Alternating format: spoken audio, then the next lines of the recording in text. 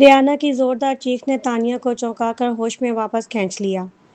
وہ پوری رات نہیں سوئی تھی کیونکہ وہ میاں کے پاس جاگ رہی تھی۔ صبح اس نے ذرا آنکھ لگائی ہی تھی کہ شور شرابے نے اسے جگا دیا۔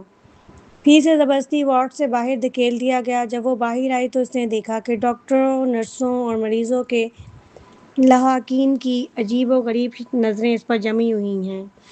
تبھی اسے اصل صورتحال کا احساس ہوا۔ ہیری فوراً میاں کے پاس نہیں گئی بلکہ تانیہ کو برا بھلا کہنا شروع کر دیا۔ کیا تم اب میری بیٹی بھی چھیننے آئی ہے جب تم نے میرا شوہر چھین لیا؟ تانیہ تو اتنی بے شرم کیوں ہے؟ میری بیٹی کو چھیننے کا سوچنا بھی مت۔ وہ میری بیٹی ہے، میری۔ ریانہ کی تلخ باتوں نے ان لوگوں کو جو حقیقت نہیں جانتے تھے تانیہ کے خلاف کر دیا۔ سب اس پر ترچھی نظر ڈالنے لگے، کچھ تو اشارے کرنے لگے، یہ تو ضرور کسی کی اکھیل ہوگی۔ ہائے اللہ، دوسروں کا گھر اجاڑنے والی عورت کتنی بے غیرت ہوتی ہے۔ البتہ کچھ لوگوں نے تانیہ کی حمایت بھی کی۔ آج کل سوتیلی ماں بننا آسان نہیں۔ ہاں، اس نے پوری رات بچی کا خیال رکھا، میں نے تو سمجھا یہ دونوں ماں بیٹی ہیں۔ مگر پتہ چلا کہ وہ تو صرف سوتیلی ماں ہے۔ سوتیلی ماں کے لیے اتنا کرنا بھی بڑی بات ہے، چاہے اچھے یا برے تبصرے تھے، سب نے تانیہ کے گالوں کو شرم سے سرخ کر دیا۔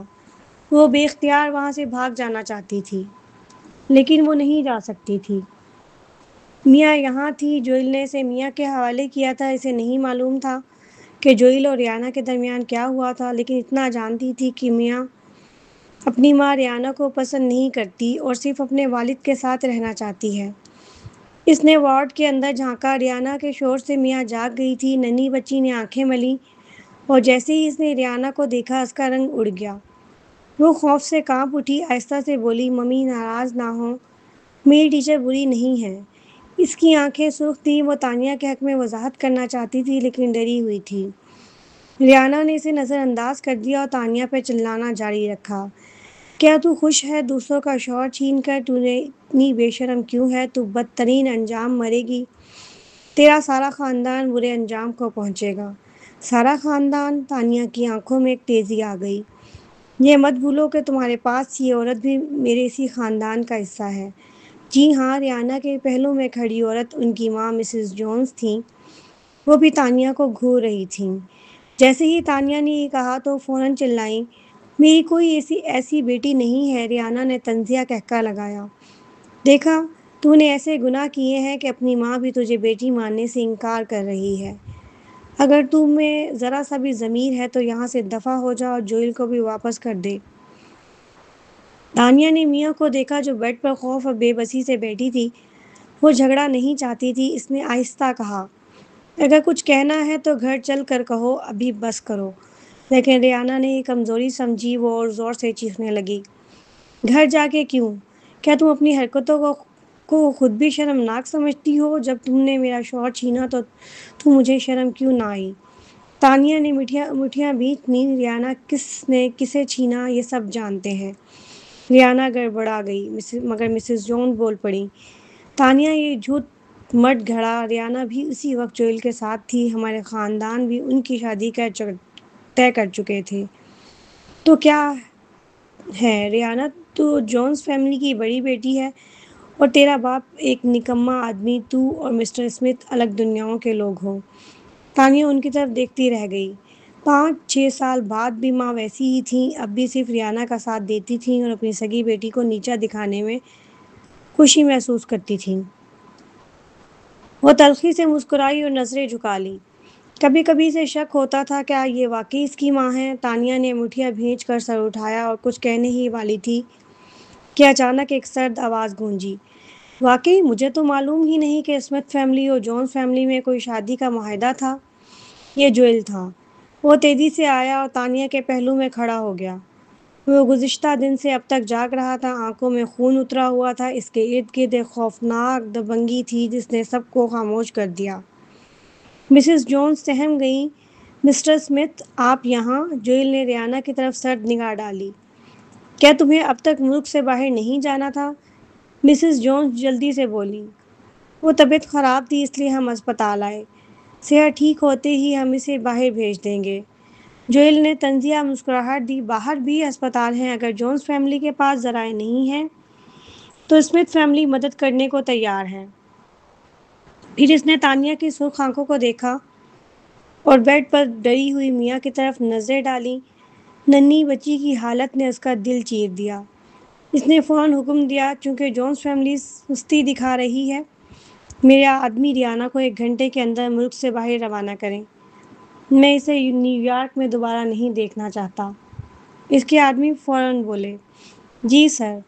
جوئل سیدھا کمرے میں داخل ہوا۔ ریانا اور مسز جونس تانیہ کو دھکا دینے کی ہمت رکھتے تھے، مگر جوئل کے آگے کچھ نہ بول سکے۔ ریانا نے بے بسی سے دیکھا کہ جوئل میاں کو اٹھا کر گود میں لے گیا۔ اسے لگا جیسے سارا جہاں اس سے چھن گیا ہو۔ مایوسی نے اس کا دل گھیر لیا، ہاں مایوسی، کیونکہ ابتدا سے آخر تک جوئل نے کبھی اس سے محبت نہیں کی تھی۔ یہ حقیقت اسے پاگل کر گئی۔ وہ چیخ پڑی، تانیہ، کیا تو ہمیشہ سے مجھ سے نفرت نہیں کرتی تھی؟ اب کیا تو میری بیٹی کو بھی پالے گی؟ ہا ہا ہا، کتنا مضحکہ خیز ہے تو۔ اس کے الفاظ مزید تکلیف دہ ہو سکتے تھے۔ جوئل ٹھٹک گیا اور حیرت سے اس کی طرف دیکھنے لگا۔ ریانا بالکل پاگل دکھائی دے رہی تھی۔ اس کے چہرے پر وحشیانہ تاثرات ایسے تھے جیسے کوئی قید میں پھنسا ہوا جانور آخری جنگ لڑ رہا ہو۔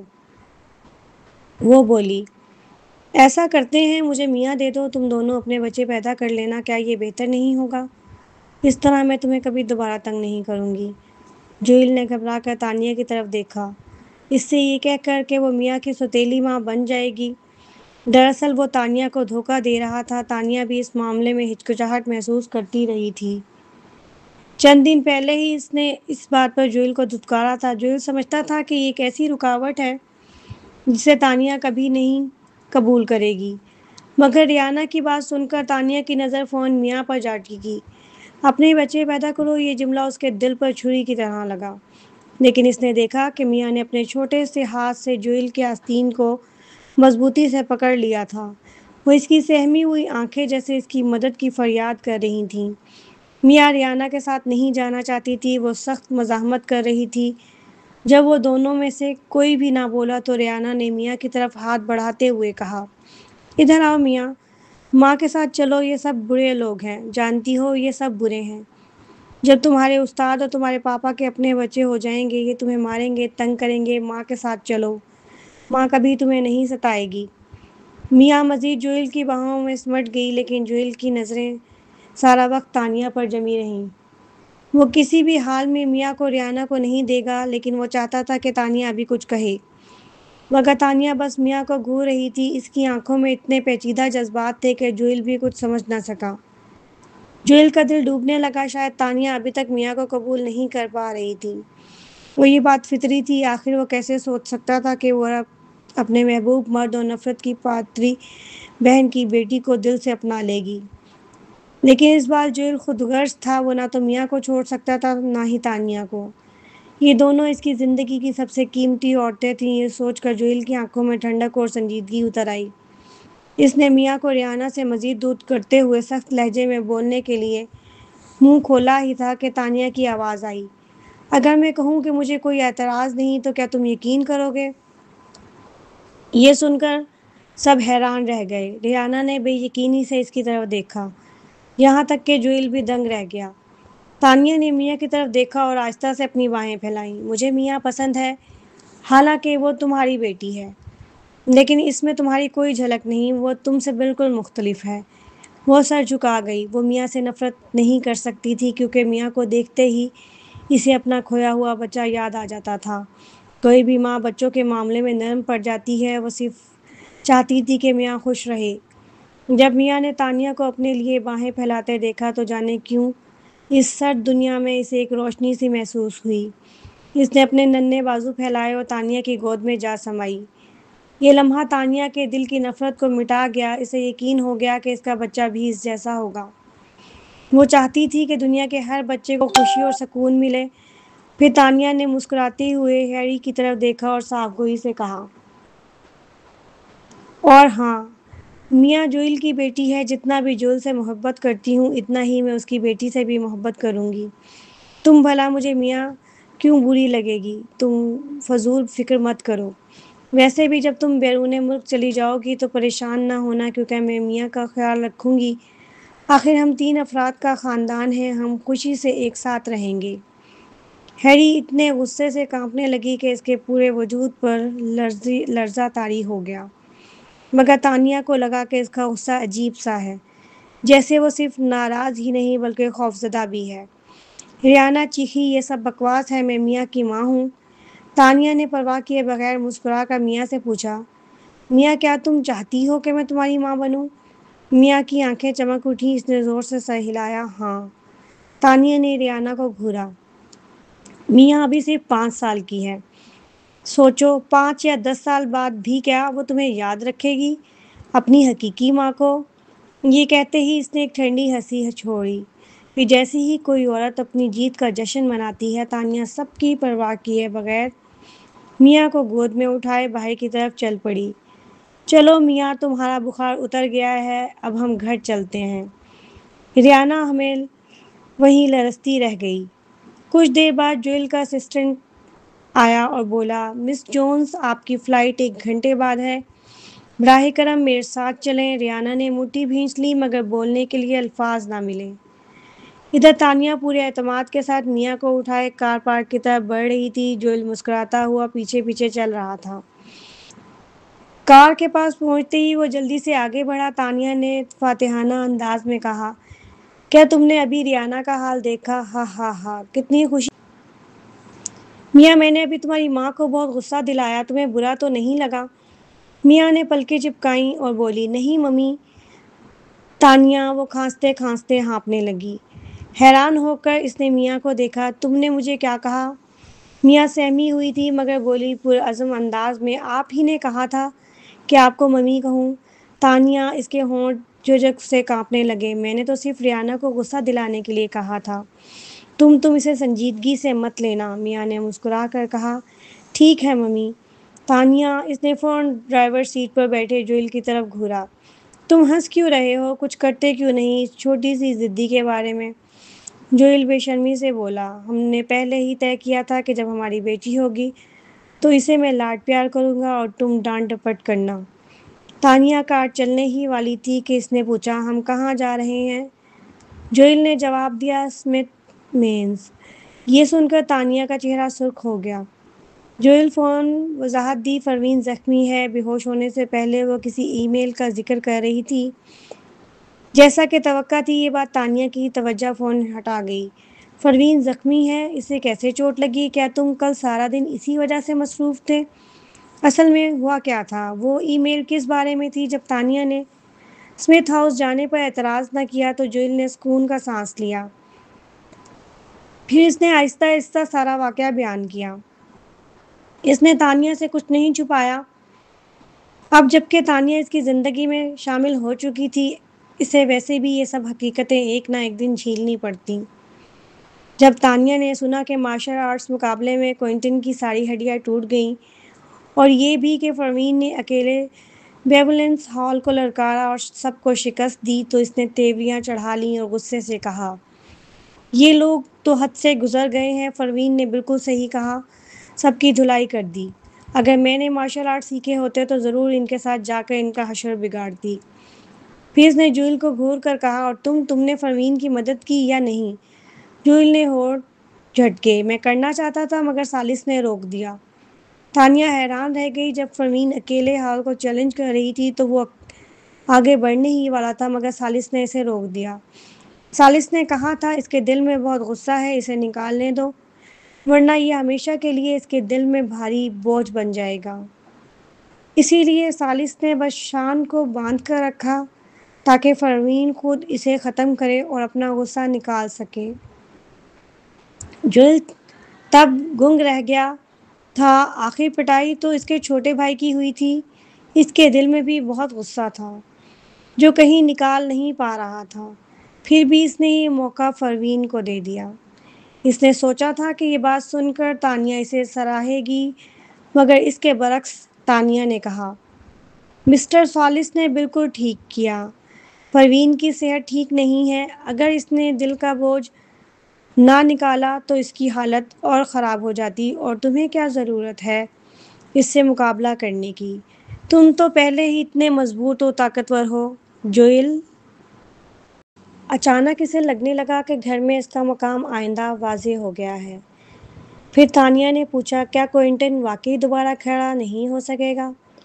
یہ سن کر جوئل کے چہرے کے تاثرات بدل گئے۔ یہی لیلی نے کہا ہے، میں نے کل رات ملک کے سارے آرتھوپیڈک ماہرین اور ہنٹ فیملی کے ڈاکٹرز کو بلایا تھا، مگر سب نے معائنہ کرنے کے بعد کہا کہ کچھ نہیں کیا جا سکتا۔ تانیہ نے اختلاف کرتے ہوئے کہا، میرے خیال میں ابھی فیصلہ نہیں کیا جا سکتا۔ جوئل چونکا، کیوں؟ تانیہ تھوڑی خاموشی کے بعد بولی، ایک بار جب میں بیرون ملک تھی، کسی نے میری ٹانگ توڑ دی تھی۔ سب ڈاکٹرز نے کہا تھا کہ میری ہڈیاں چکنا چور ہیں اور میں دوبارہ کبھی ناچ نہیں سکوں گی، لیکن نورا نے مجھے ٹھیک کیا۔ اس کی پرسکون آواز سن کر جوئل حیرت زدہ رہ گیا۔ اسے ہمیشہ علم تھا کہ تانیہ کے پچھلے 5 سال کی زندگی آسان نہیں تھی، مگر یہ نہیں جانتا تھا کہ اس کی ٹانگ تک توڑ دی گئی تھی۔ اس نے سوچا، ایک رقاصہ کے لیے یہ سننا کہ وہ دوبارہ ناچ نہیں سکتی، یہ تو اس کی زندگی کا سب سے بڑا صدمہ رہا ہوگا۔ اور اس وقت وہ کہاں تھا؟ شاید اپنی بیٹی کے ڈائپر بدلنے میں مصروف تھا۔ پروین ہی تھی جس نے اس وقت تانیہ کو سہارا دیا، اس کا علاج کیا اور اسے امید واپس دلائی۔ یہ سوچ کر جوئل کے دل میں پروین کے لیے مزید احترام پیدا ہو گیا۔ اس دوران تانیہ نے پوچھا، ویسے وہ ای میل کس بارے میں تھی جس کا تم نے ذکر کیا؟ جوئل مسکرا کر بولی، مجھے نہیں معلوم، وہ بے ہوش ہونے سے پہلے بس اتنا کہہ پائی کہ ای میل ان باکس، لیکن اس نے یہ نہیں بتایا کہ اس میں کیا ہے۔ تانیہ نے ناک سکیڑ کر کہا، معلومات دینے کا بھی طریقہ نہیں آتا اسے۔ آفس کا ای میل پاس ورڈ ہمیں کیسے معلوم ہوگا؟ یہ باتیں کرتے کرتے وہ اسمتھ حویلی کے گیٹ پر پہنچ گئے۔ ابھی گاڑی اندر ہی داخل ہوئی تھی کہ سامنے ایک چھوٹی وین رکی۔ اس میں سے نرسیں اور طبی عملہ اترا۔ بڑی احتیاط سے ایان کو نیچے اتارا۔ ایان بہت کمزور تھا، وہ موت کے منہ سے ابھی ابھی واپس آیا تھا، چل بھی نہیں سکتا تھا۔ اسے ویل چیئر پر بٹھایا گیا تھا۔ یہ دیکھ کر جوئل اور تانیہ کے چہرے پر حیرت چھا گئی۔ جوئل فون گاڑی سے اترا اور آگے بڑھ کر بولا، انکل ایان، آپ یہاں کیوں آ گئے؟ ایان نے کمزور آواز میں کہا، اتنی بڑی بات ہو جائے اور تم لوگ مجھ سے چھپاؤ؟ پروین بے ہوش ہے تو میں اسپتال میں چین سے کیسے لیٹ سکتا ہوں؟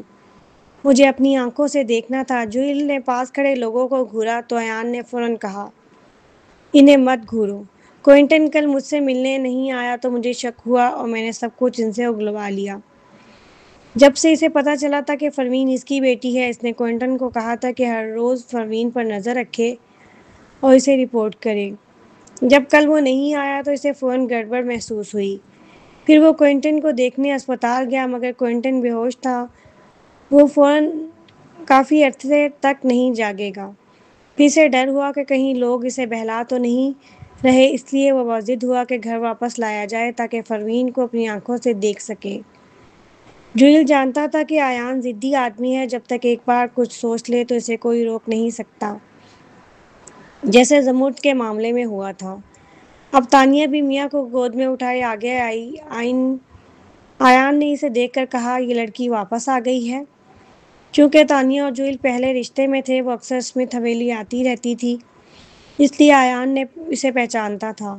تانیہ نے مؤدبانہ کہا، ہیلو انکل ایان۔ ایان نے سر ہلایا، پھر جوئل کی طرف دیکھ کر کہا، اگرچہ ہم باپ بیٹے نہیں ہیں، مگر ہماری فطرت ایک جیسی ہے۔ یہ لڑکا اتنے سالوں سے اکیلا رہا ہے، صرف تمہارا انتظار کرتا رہا ہے۔ پھر تانیہ کی طرف دیکھ کر کہا، اسے سنبھالنا لڑکی۔ یہ کہہ کر وہ خود بھی کسی سوچ میں ڈوب گیا۔ جوئل کے گالوں پر ایک ہلکی سرخی دوڑ گئی۔ لوگوں کی نظر میں وہ اسمتھ فیملی کا سربراہ تھا، مگر ایان کی نظر میں وہ ہمیشہ ایک بچہ ہی رہے گا۔ تانیہ نے مسکرا کر سر ہلایا، ٹھیک ہے۔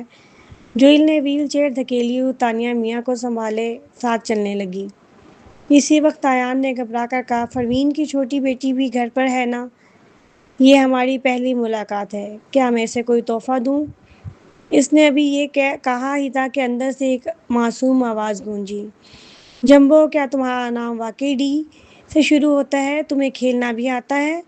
کیا تمہیں ناموں سے نہ پکاروں؟ ارے اسی لیے تو اسپانسر گرینڈ پا میری لائیو اسٹریم پر نہ آنا چھوڑ گئے ہیں نا۔ جب پروین بے ہوش ہوئی تو شمائل کافی ڈر گئی تھی۔ اپنے والد کے ساتھ مہدی فیملی میں نہیں رہنا چاہتی تھی اور ضد کر کے پروین کے ساتھ رہنے پر اڑی رہی۔ وہ کبھی نخرے دکھاتی، کبھی روتی اور آخر کار اسمتھ میئرز کے فرش پر لوٹ پوٹ کر کے بھی ضد کرتی رہی۔ وہ کسی بھی صورت ثالث کے ساتھ جانے کو تیار نہ تھی۔ حارث بھی خاموش رہا، اس نے بس اپنے والد کو ایک نظر دیکھا۔ اس کی نیت بالکل واضح تھی، جب تک ممی نہیں جاگتی میں نہیں جاؤں گا۔ آخر کار ثالث کے پاس کوئی چارہ نہ رہا اور اس نے جوئل سے اجازت مانگی کہ وہ عارضی طور پر اسمتھ میئر کے گیسٹ روم میں رہے تاکہ وہیں سے کام بھی کرے اور بچوں پر بھی نظر رکھ سکے۔ جب جوئل کو یہ خبر بٹلر سے ملی تو اس کے ہونٹ پھڑک گئے۔ ثالث واقعی بہت عیار تھا۔ جوئل کو یقین ہی نہیں آ رہا تھا کہ ایک بچے کو قابو کرنا اس کے لیے مشکل کیسے ہو سکتا ہے۔ اگر واقعی نہ بھی کر پاتا، پھر مہدی فیملی کا سربراہ ہونے کے ناطے ثالث کو اپنی موجودگی کی رپورٹ کسی کو دینے کی ضرورت ہی نہیں تھی۔ جوئل کو یاد آیا کہ ثالث اور حارث پہلے بھی کسی اور ولا میں رہتے تھے، لیکن بٹلر بھلا ثالث کو انکار کیسے کرتا؟ لہٰذا جب تک جوئل کو خبر ملی ثالث تو پہلے ہی وہاں منتقل ہو چکا تھا۔ وہ سیدھا سیدھا بچوں کو بہانہ بنا کر اپنا مطلب نکال رہا تھا۔ کتنا بے شرم آدمی تھا۔ ابھی تو ان کی شادی بھی نہیں ہوئی تھی، ایسے ساتھ رہنا مناسب نہیں تھا۔ وہ دراصل ثالث کو نکالنے کے ارادے سے آیا تھا، مگر شمائل اس وقت صوفے پر ٹانگ رکھے بیٹھی تھی اور اپنی طنزیہ موڈ میں پورے زور سے لگی ہوئی تھی۔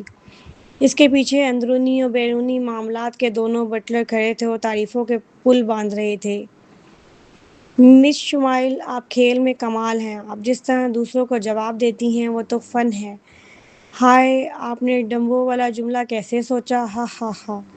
دونوں واضح طور پر شمائل کے مداح بن چکے تھے۔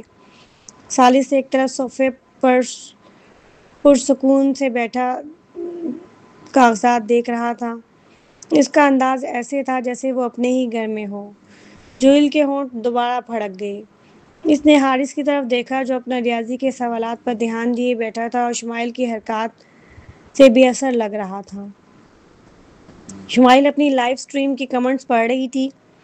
اس نے تیوری چڑھا کر کہا، ڈیڈی، سب کہہ رہے ہیں کہ اسپانسر گرینڈ پا اس لیے میری لائیو اسٹریم پر نہیں آ رہے کہ میں لوگوں کو ڈس کرتی ہوں، تو وہ مجھ سے ناراض ہیں۔ کیا یہ سچ ہے؟ ثالث اندر ہی اندر گھبرا گیا، کیونکہ ابھی ابھی خبر ملی تھی کہ ایان گھر واپس آ گیا ہے۔ پہلے تو وہ صرف احترام کرتا تھا، مگر اب بات مختلف تھی۔ ایان پروین کا والد تھا، بطور داماد اسے ان کے سامنے کوئی شرمندگی نہیں اٹھانی چاہیے تھی۔ وہ ابھی ایان کو خوش کرنے کے طریقے سوچ ہی رہا تھا کہ اچانک شمائل نے یہ سوال کر دیا۔ بیٹی کے غلام ہونے کے ناطے وہ فوراً بولا، ایسا کیسے ہو سکتا ہے؟ تم جب ڈس کرتی ہو تو وہ بھی زیادہ پیاری لگتی ہو۔ شمائل نے سکون کا سانس لیا، مگر پھر بھی رونی آواز میں بولی، پھر اسپانسر گرینڈ پا مجھ سے بات کیوں نہیں کرتے؟ ہم نے میسیجز پر بھی کب سے رابطہ نہیں کیا۔ میں نے ممی سے کہا کہ وہ انہیں ڈھونڈے، مگر وہ بھی نہیں ملے۔ ڈیڈی، آپ واقعی ہیکر نہیں ہیں؟ ثالث کھانسا۔ وہ دراصل ہیکر وائر تھا، مگر اسے ڈھونڈنا نہیں چاہتا تھا۔ اسپانسر گرینڈ پا، یہ کون ہے جو میری بیٹی کے پیار کے لیے مجھ سے مقابلہ کر رہا ہے؟ وہ دل ہی دل میں جل گیا۔ اس کے اوجھل رہنے کے دوران وہ خود آخر کار ورچوئل گفٹ کی رینکنگ میں نمبر 1 پر آیا تھا۔ اس نے کہا، نہیں بیٹا، میں ہیکر نہیں ہوں۔ ڈیڈی ایک اچھے شہری ہیں، ہماری کمپنی ہمیشہ قانون کے مطابق کام کرتی ہے۔ شمائل نے سر جھکا لیا اور آہ بھری۔ حارث نے یہ سب دیکھ کر دل ہی دل میں ایک لمبی سانس کھینچی۔ اس کا باپ تو اپنی 5 سالہ بیٹی سے بھی جھوٹ بول رہا تھا۔ ثالث نے پھر کہا، تم کیوں اتنی ضد کر رہی ہو اسپانسر گرینڈ پا کو ڈھونڈنے پر؟ مجھے لگتا ہے اس کی محبت بس وقتی تھی۔ اگر وہ واقعی مخلص ہوتا تو اچانک بغیر بتائے غائب کیوں ہوتا؟ یہ بہت بدتمیزی ہے۔ اس نے مزید برا بھلا کہا، شمائل، آئندہ اسے بالکل نظر انداز کرنا۔ شمائل نے پوچھا، لیکن اگر اسپانسر گرینڈ پا بیمار تھے تو؟ ثالث نے جواب دیا، یہ ناممکن ہے۔ اتنے امیر آدمی کو کوئی بیماری ہو بھی تو وہ یوں اچانک غائب نہیں ہوگا۔ شمائل نے سر ہلایا۔ ہاں آپ ٹھیک کہہ رہے ہیں ڈیڈی، میں آئندہ اسپانسر گرینڈ پا سے بات نہیں کروں گی۔ دوسری طرف دروازے پر کھڑے ایان، جنہوں نے فون پہچان لیا کہ سویٹ سیم دراصل یہی شمائل ہے، حیران و پریشان رہ گئے۔ شروع میں اپنی آن لائن دوست سے مل کر وہ خوش اور گھبرائے ہوئے تھے، مگر اب ان کے دل میں صرف غصہ تھا۔ یہ ثالث بچوں کو کیا سکھا رہا تھا؟ ایان پورے روب کے ساتھ ڈرائنگ روم میں داخل ہوئے۔ آواز سنتے ہی ثالث جلدی سے اٹھ کھڑا ہوا۔ اس نے آگے بڑھ کر احترام سے کہا، ہیلو انکل ایان۔ ایان نے اپنی پرکشش صورت پر حقارت بھری نظر ڈالی اور کہا، مجھے لگتا ہے کہ تمہیں مجھے مسٹر اسمتھ کہنا چاہیے۔ ثالث، وہ اسے انکل ایان اس لیے کہہ رہا تھا کہ وہ پروین کا منگیتر تھا۔ وہ پل بھر کو حیران رہ گیا، پھر بولا، آپ مذاق کر رہے ہیں انکل ایان؟ اگر پروین نے سن لیا کہ میں آپ کو مسٹر اسمتھ کہہ رہا ہوں تو وہ مجھے مار ڈالے گی۔ ایان نے سرد آہ بھری، مسٹر مہدی، میں ایان اسمتھ کبھی مذاق نہیں کرتا۔ پروین سے تمہارا کیا تعلق ہے؟ تم مجھے انکل ایان کہہ رہے ہو؟ ہم منگنی کر چکے ہیں، ثالث نے کہا۔ منگنی؟ مجھے کیسے خبر نہیں کہ میری بیٹی کی منگنی ہو گئی؟ کب منگنی کی تقریب ہوئی تھی ثالث؟ اسے لگا کہ مہدی کی پارٹی میں پروین کو اپنی منگیتر بتا کر تو سب کچھ واضح کر چکا تھا کہ ایان کیوں نہیں مان رہے تھے۔ پھر سے لگا کہ شاید ایان صحیح ہے۔ وہ بولا، آپ درست فرما رہے ہیں انکل ایان، میں یہ سب جلد ہی باضابطہ کر دوں گا۔ ایان نے نظر انداز کر دیا اور صوفے پر بیٹھی شمائل کو دیکھا۔ شمائل بھی بڑی بڑی آنکھوں سے انہیں گھور رہی تھی۔ جوئل نے ایان کی ویل چیئر آگے بڑھائی اور کہا، انکل ایان، یہ پروین کی بیٹی ہے، اس کا نیم شمائل ہے۔ ایان کی آنکھیں نم ہو گئیں، ان کی آواز لرز گئی۔ شمائل؟ شمائل نے پلکیں جھپکیں اور میٹھے لہجے میں کہا، نانا جان۔ ایان کو یوں لگا جیسے دل پر شہد چھا گیا ہو۔ پہلے جب وہ میسیجز پر انہیں اسپانسر نانا کہتی تھی تو وہ بس ایک پیاری بچی لگتی تھی، مگر اب یہ مٹھاس سیدھی دل تک اتر رہی تھی۔ وہ مسکرا کر بولے، ہیلو۔ اتنا کہنا تھا کھیل میں لاگ ان۔ طلال نے فوراً کہا، باس آپ لائیو سٹریم دیکھیں، سب آپ کا مذاق اڑا رہے ہیں۔ شمائل نے جلدی سے سر جھکا کر اپنی اسکرین دیکھی۔ واقعی کمنٹس میں سب ہنس رہے تھے۔ وہ کہہ رہے تھے کہ اسپانسر گرینڈ پا نے اسے چھوڑ دیا ہے۔ کمنٹس میں سب اس پر ہنس رہے تھے، تمہارے گرینڈ پا نے نیا پالتو ڈھونڈ لیا ہے، وہ اب تمہیں نہیں چاہتے۔ ہا ہا ہا۔ ہوسٹ کو اداس دیکھ کر اچانک مزہ آ گیا۔ اسپانسر نانا تم سے تنگ آ گئے ہیں، بڑے لوگ ہمیشہ ایسے ہی ہوتے ہیں۔ شمائل بجھ گئی، اس نے منہ پھلایا، بولنا چھوڑ دیا۔ ایان نے جب اسے اس حال میں دیکھا تو اس کا دل بری طرح دکھا۔ اس نے فوراً فون نکالا اور چپکے سے چارج کیا۔ پھر جب سب کی توجہ کہیں اور تھی تو اس نے جلدی سے شمائل کی لائیو سٹریم میں جا کر تحفے بھیجنے شروع کر دیے۔ تحفوں کی اتنی بھرمار ہو گئی کہ پوری اسکرین ڈھک گئی۔ جب شمائل نے دیکھا کہ تحفے اسپانسر گرینڈ پا نے بھیجے ہیں تو اس کی آنکھیں خوشی سے جگمگا اٹھیں۔ وہ خوشی سے چلائی، میرے اسپانسر گرینڈ پا آ گئے ہیں۔ ایان دوسرے نمبر والے کو پیچھے چھوڑ کر پہلے نمبر پر پہنچ گئے۔ وہ مطمئن ہو گئے، لیکن جیسے ہی انہوں نے فون رکھا، پیچھے کھڑے ثالث نے بھی اپنا فون نکالا اور 100 تحفے بھیج دیے۔ رینکنگ فون بدل گئی۔ ایان، ثالث نے کہا، شمائل تمہیں اپنی خوشی پر دوسروں کو کنٹرول نہیں کرنے دینا چاہیے۔ دوسروں کے پاس جو ہے ڈیڈی تمہیں وہ سب لا کر دیں گے۔ شمائل نے فوراً سر اٹھا کر کہا، شکریہ ڈیڈی۔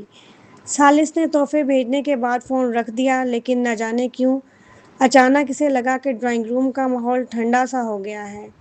اس نے سنبھلتے ہوئے دیکھا تو ایان اسے ٹھنڈی نگاہوں سے گھور رہے تھے۔ ثالث، اس نے ہچکچاتے ہوئے پوچھا، انکل ایان کیا ہوا؟ ایان نے طنزیہ ہنسی، مسٹر مہدی، لگتا ہے آج آپ کے پاس بہت وقت ہے۔ ثالث، بس ٹھیک ہے۔ ایان نے بٹلر سے کہا، مسٹر مہدی کو کمپنی کے کام نپٹانے ہیں، ہم انہیں اتنے چھوٹے مسئلے پر گھر میں کیسے روک سکتے ہیں؟ جلدی سے انہیں کام پر بھیجو۔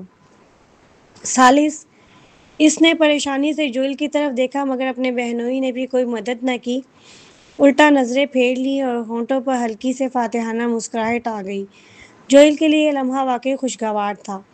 وہ ثالث نیو یارک کی معیشت کی شہ رگ پر قابض تھے، دونوں ہی طاقتور تھے، مگر ثالث کو یوں شرمندہ دیکھنا جوئل کے لیے نیا تجربہ تھا اور اچانک بھی لگا۔ آخرکار ثالث کو ایان کے حکم ماننے پڑے۔ پروین کی طبیعت ٹھیک دیکھ کر وہ بولا، ٹھیک ہے، میں رات کو پروین سے ملنے آ جاؤں گا۔ ایان نے سرد لہجے میں کہا، پروین بالکل ٹھیک ہے، تمہیں اتنی بار آنے کی ضرورت نہیں، جب وہ جاگے گی تو خود تم سے رابطہ کرے گی۔ ثالث، اس نے برا سا منہ بنایا اور بولا، پھر میں آج رات حارث سے ملنے آؤں گا۔ حارث؟ ایان نے حیرانی سے اسے دیکھا اور فوراً حارث کی طرف متوجہ ہوئے، جو اب تک خاموش بیٹھا تھا۔ جب اس نے اس کا چہرہ دیکھا تو دنگ رہ گیا۔ حارث بالکل شمائل جیسا دکھائی دے رہا تھا۔